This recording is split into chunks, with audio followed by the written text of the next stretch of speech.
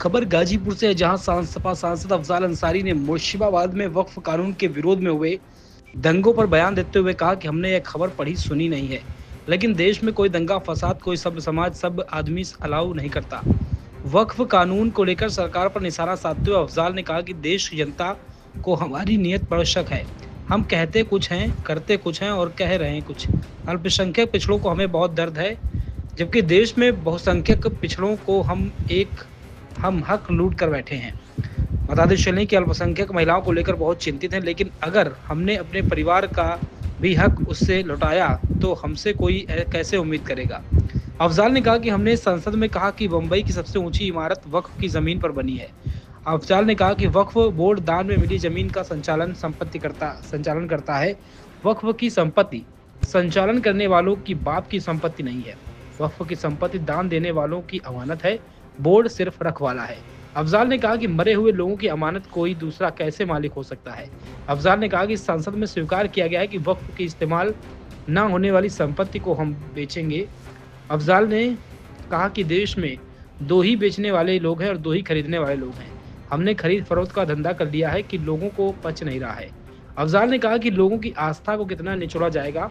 अफजाल अंसारी ने तंज कसते हुए कहा कि हमारा ही डायलॉग है, आपदा को अवसर बना लो। महाकुंभ में प्राइवेट हवाई जहाज वालों ने आपदा को अवसर बनाया। अफजाल ने कहा कि देश में अराजकता ना हो, इसकी अपील करूंगा। संसद में इस कानून का विरोध भी हुआ है, बहुमत तंत्र से यह बिल पास करा लिया गया। अब ये मामला सुप्रीम कोर्ट में विचाराधीन है। अफजाल अंसारी ने कहा कि देश की जनता से अनुरोध है कि सुप्रीम कोर्ट पर भरोसा रखें। अफजाल ने कहा कि अराजकता नहीं फैलनी चाहिए, ना तो इसका कोई मकसद पूरा हो जाएगा या चाहते हैं कि इनके अराजक तत्वों को अराजकता फैलाने का अवसर मिले। इन अराजक तत्वों को कोई स्वीकार नहीं रहा है। देश के माहौल से सभी चिंतित हैं।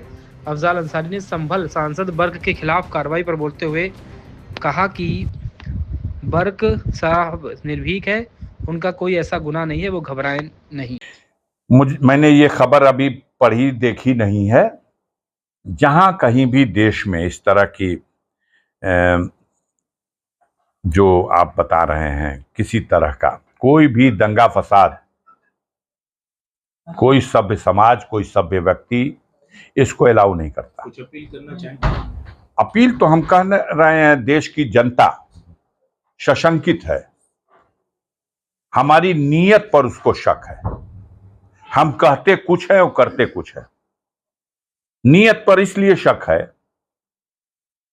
कि हम कह रहे हैं कि अल्पसंख्यक पिछड़ों का हमें बहुत दर्द है और हम उनका हक उनको देना चाहते हैं, और देश के बहुसंख्यक पिछड़ों का हम हक लूट के बैठे हुए हैं, रिजर्वेशन खत्म कर दिए हैं। इसलिए लोगों को शक है, लोगों को इसलिए संदेह हो रहा है कि हम अल्पसंख्यक महिलाओं के प्रति बहुत चिंतित हैं। हम अल्पसंख्यक महिलाओं को उनका कल्याण करने के लिए, उनका अधिकार देने के लिए, उनके हित में यह फैसला ले रहे हैं। अब इस सवाल पर तो हमें कई लोग कहते हैं निजी सवालों पर मत कहिए, लेकिन अगर हमने अपने परिवार को भी हक न लौटाया हो उसका, तो हमसे कैसे कोई उम्मीद करेगा कि हम अल्पसंख्यक महिलाओं का दर्द अपने दिल में सही पाले हुए हैं। इस सवाल को भी मैंने पार्लियामेंट में कहा कि बम्बई महानगरी की सबसे ऊंची इमारत, जिसे देश के बहुत से लोग जानते हैं वो इमारत किसकी है, वो यतीम खाने के नाम से वक्फ की गई एक जमीन पर बनी है। अब वो खतरे में है। अगर वक्फ बोर्ड के पास अधिकार रहेगा तो कल वो बिल्डिंग खतरे में आ जाएगी। संसद से जो पास हुए, देखिए बात अब पूरी हमारी समझ लीजिए पहले, क्यों इस सवाल पर लोग विचलित हैं। लोग विचलित है कि हम वक्फ की संपत्तियों का संरक्षण करेंगे, तो लाल किले का संरक्षण करने के लिए डालमिया को क्यों दे दिया? इसलिए हमारी नीयत पे लोगों को शक है। कोई दानी, कोई महादानी अपनी संपत्ति अपने पुण्य के लिए गरीबों, महिलाओं, बेसहारा लोगों के काम आ जाए, इस उद्देश्य से संपत्ति दान में दे देता है। जिसको दान दिया, दान देने की प्रक्रिया को वक्फ कहते हैं। दान कर दिया, यही वक्फ है। इसको उर्दू शब्द है वक्फ। अब वक्फ का व्यवस्था संचालन वक्फ का बोर्ड कर रहा है। जो दान जहां मिल रहा है उसका संचालन करने के लिए वक्फ बोर्ड है। अब वक्फ बोर्ड का संचालन किसी और के हाथ में दिया जाएगा तो लोगों को शक हो रहा है कि ये वक्फ की जो संपत्ति है, ये संचालन करने वालों की बाप की संपत्ति नहीं है, ये उसके एक अमानत के रखवैया हैं। वो किसकी अमानत है? जिसमें से 99% लोग ऐसे होंगे, 90-95%, जिन्होंने वक्फ किया दुनिया से चले गए हैं। तो मरे हुए लोगों की वो अमानत, उसका कोई दूसरा कैसे मालिक हो सकता है? वो दे गया कोई मरा हुआ आदमी आपको, और वो दुनिया छोड़ के चला गया। अब आप अगर उसमें कोई बेईमानी कर रहे हैं तो ये आपके ईमान की खोट है। पारदर्शिता होनी चाहिए। लेकिन उस ईमानदारी कराने के नाम पर ऐसा आदमी हाथ में ले ले। सदन के अंदर स्वीकार किया गया कि हम मस्जिदों को, मदरसों को, ईदगाहों को या ऐसी कोई दरसगाहों को जो इस्तेमाल में आ रही हैं उसको छुएंगे नहीं। लेकिन वक्फ की जमीन इतनी ज्यादा है जो अलग ऐसे किसी उपयोग में नहीं आ रही है, पड़ी हुई है, उसको हम बेचेंगे और उसके पैसे से हम मुस्लिम महिलाओं के, अब मुस्लिम पिछड़े तबके के लोगों के वेलफेयर का काम करेंगे, उनके हित में उसको खर्च करेंगे। आ गई बात न बेचेंगे और खरीदेंगे। इसलिए लोग शक कर रहे हैं इस देश में दो ही बेचवैया हैं और दो ही खरीदवैया हैं। एक खरीदवैया की वो ऊंची वाली इमारत जो बंबई में चमचमा रही है, वही तो खरीदेगा। अब बेचने वाला कौन होगा? उसी की तो व्यवस्था हो रही है। तो लोगों को पच नहीं पा रहा। यह खरीद फरोख्त का धंधा हम इतना कर चुके हैं कि देख रहे हैं आदमी कि हमने हवाई अड्डा बेच दिया, हमने रेल की पटरी बेच दी, भारतीय रेल खड़ी कर दी जाती है और प्राइवेट रेल दनादन पास हो जाती है। लोगों को इसलिए शक है कि हम कहते हैं कि हवाई चप्पल वालों को हवाई जहाज में उड़ा देंगे। अभी महाकुंभ का आयोजन था। ये कैसी हमारी नीति है? 50-50 हजार में लोगों को इलाहाबाद जाने का टिकट एयर का नहीं मिला।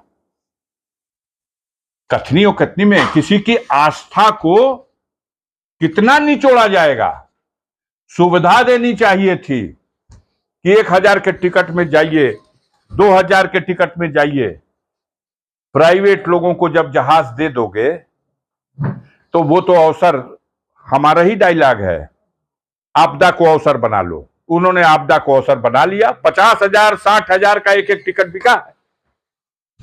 इसलिए देश की जनता सशंकित है। अराजकता न हो, मैं इसकी अपील करूंगा।